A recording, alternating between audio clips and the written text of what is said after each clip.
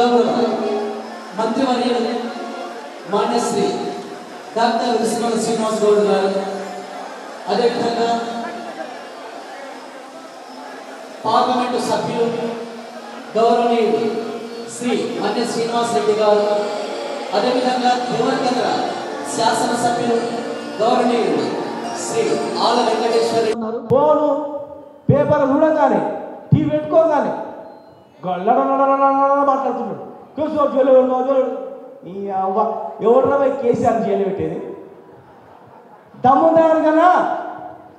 ఒకవేళ కేసీఆర్ జైలు పోయిన రోజు, జైలు పెట్టిన రోజు తెలంగాణ జైలు మొత్తం పడగొట్టేస్తుంది, బట్టలు కొట్టేస్తుంది జైలు. తెలంగాణ రాష్ట్రంలో కేసీఆర్ గారి గురించి, కేసీఆర్ గారు జైలు పెడితే కోట్ల మంది జైలు పోవడానికి సిద్ధంగా ఉన్నారు. లక్షల మంది ప్రాణాలు సైతం లెక్క చేయకుండా అర్పించడానికి సిద్ధంగా ఉన్నారు.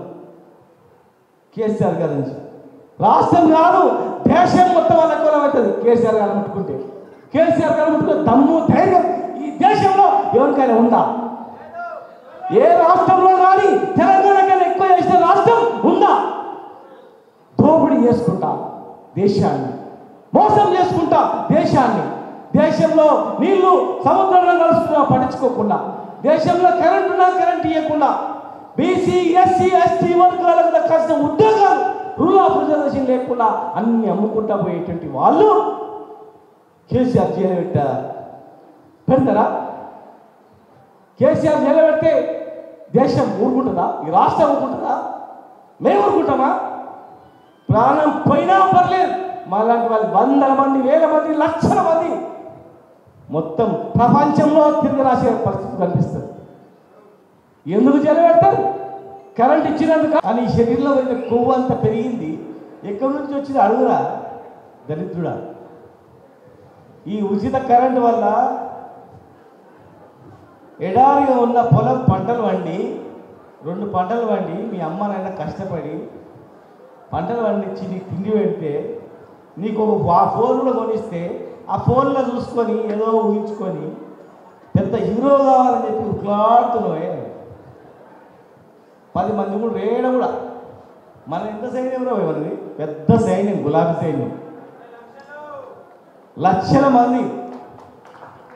వాళ్ళు ఉరుకులాడినట్ల మనం ఉరుకులాడితే ఉంటారా? కొడుకులను తొక్కితే భూమిలోకి వెళ్ళిపోతారు. ఒక్క పిలిపిసేదాలు, అరే సంఘ విద్రోహ శక్తులు రాయలు, ఉచిత కరెంట్ ఇచ్చినా కనబడతలేదు, వీళ్ళ అమ్మనైనా తిండి పెట్టినా కనబడతలేదు, వీళ్ళ అమ్మమ్మనో నాయనమ్మనో ఉంటే 2000 పెన్షన్ తింటుంటుంది, వీళ్ళ నాయన ఉచిత కరెంటుతో పంటలు పండిస్తుంటాడు, ఊరు మొత్తం బాగుపడుతుందిరా. ఊరికి ఇస్తారు, ఒక ఎద్దులు ఇస్తారు, ఇట్లా ఊర్లో మొత్తం తినమని చెప్పి వెనకడికి ఇస్తారు. అది 7 నిమిషం కానీ ఏమని రావంటారు ఆ మూట్ల ఆటపోతేమో అది లేదు రా భయ్.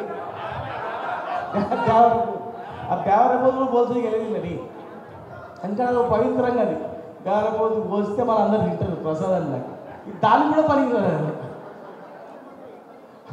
ఆంబోతులాగా.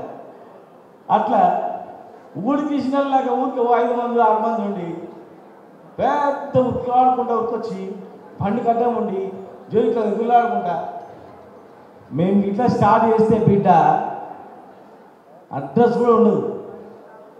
మాకేం చేతగా కాదు, మాకేం తెలివక కాదు, మా కార్యకర్తలకు కొత్త విద్య కూడా కాదు. అది ఇవాళ పిలిపిస్తే తరిమి మళ్ళీ ఒక్కరు కూడా అడ్రస్ ఉండదు, గుర్తుపెట్టుకుంది. మేము పిలిపిస్తే మా నాయకుడు అవసరం లేదు. ఒక జిల్లా ఒక ఎమ్మెల్యే పిలిపించినా, ఒక జిల్లాకు మంత్రి పిలిపించినా ఉండదు. ఏమైనా అంశం ఉంటే మా దగ్గరకు వచ్చి, మా ఊర్లో నీళ్ళు వస్తలేవు, మా ఊర్లో కరెంట్ వస్తలేదు, మాకు రైతు బంధు వస్తలేదు, మా రైతు బీమా వస్తలేదు, లేదంటే మా ఊర్లో తాళానికి నీళ్ళు లేవు, సమస్యలు ఉన్నాయని చెప్తే మేము అడ్రస్ చేస్తాం. ఎవరైనా పిచ్చినా కొడుకులారా మా దగ్గరకు వచ్చి మాట్లాడితే మేము సమాధానం చెప్తాం. మేము ప్రజా సమస్యల పట్ల ప్రజల పట్ల ప్రజలే దేవునిగా భావించి ప్రజా సమస్యలు పరిష్కారం చేయడానికి మేము ఉన్నాం. మాకెవరు లేరు, కులము మతము ఏం లేదు మాకు. ప్రజలే మాకు దేవుడు, ప్రజలే అధిష్టానం. అది మాకు కేసీఆర్ చెప్పింది. ఎందుకడికి మంత్రులు ఎమ్మెల్యేలు ఎవడు కనపడకుండ్రి, ఎక్కడో ఉంటుంది వాళ్ళు, విలాసమైన జీతం ఉంటుంది. ఇవాళ పిలిస్తే ఆ అంటే ఆల వెంకటేశ్వరుడు వస్తాడు, సీట్ వేస్తే మేము వస్తాం. ఒక సమస్య ఉందన్నా హాస్పిటల్లో ఉన్నాడు 10 లక్షలు కావాలంటే వదిలిపెట్టి పెట్టాలి, రా హైదరాబాద్కు బతికిస్తామని చెప్తాం. కొత్త కోటలో 50 లక్షల రూపాయలు, అచ్చంపేటలో 70 లక్షల రూపాయలు, ₹1,00,00,000 సరే బతికిస్తామని చెప్పి, 1,00,00,000 మందినైనా సరే బతికిస్తామని చెప్పి ప్రజల వెంబడి ఉండే నాయకులం మేము. మీరెవర్రా వాట్సాప్లను ట్విట్టర్లను నమ్ముకొని ఊహించుకొని మీరే పెద్ద నాయకులు అనుకొని అడ్డుకునగానే, పేపర్లు రాగానే, టీవీ రాగానే పెద్ద నాయకులు అనుకొని ఉట్లాడుతున్నారు. కానీ దానికి కూడా ఓపిక ఉంటుంది కదా.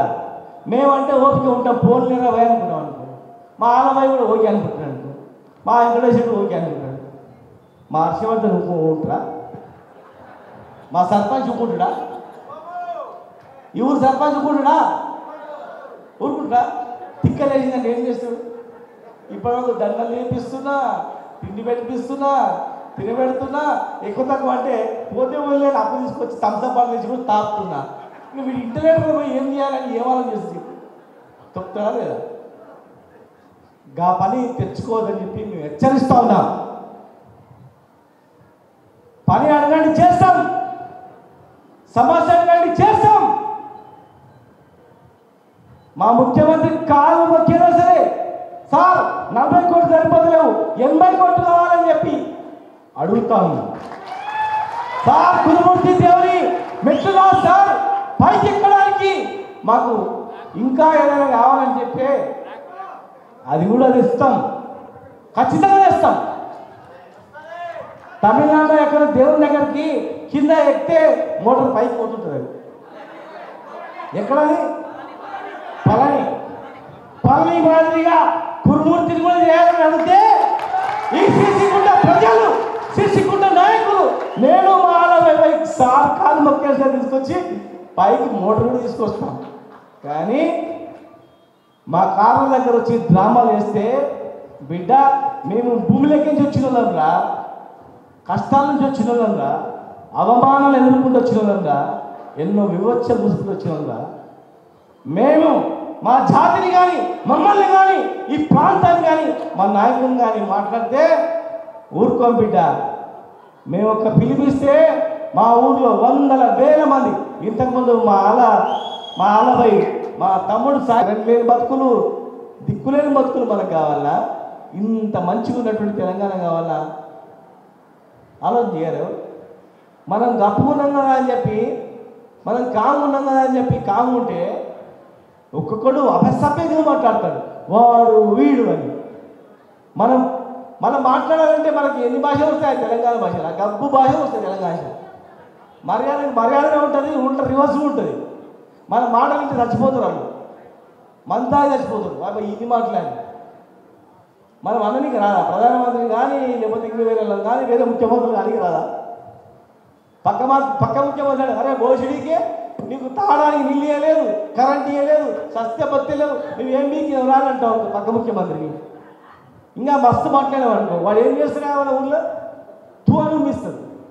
పక్కనే పోయి కిరాయి కూడా అవసరం లేదు, నడుచుకుంటూ పోయి పక్క రాష్ట్రంలో పోయి అరే నీ దగ్గర ఉచిత కరెంట్ లేదు, నీళ్ళు లేవు, సస్యపత్తి పైసలు ఇవ్వవు, రైతులకు పైసలు ఇవ్వవు, ముసలిళ్ళకి డబ్బులు ఇవ్వవు, నువ్వేం బతుకు రాని వచ్చి మాట్లాడినావు అనుకో. పక్కన 10 రాష్ట్రాలు చుట్టుముట్టు అంతా ఒక పిలిపిస్తే ఏ జిల్లా వాళ్ళు ఆ జిల్లా వాళ్ళు మాట్లాడిస్తే మనకు రాదా భాష రాదా, యాస రాదా, దమ్ము లేదా, ధైర్యం లేదా? ఈ దేశాన్నే ఇట్లా వణికిసి తెలంగాణ ఇచ్చిన వాళ్ళం మనం అనుకుంటున్నొచ్చు. 400 కోట్ల జనాభా వీళ్ళు ఏం చేస్తారని.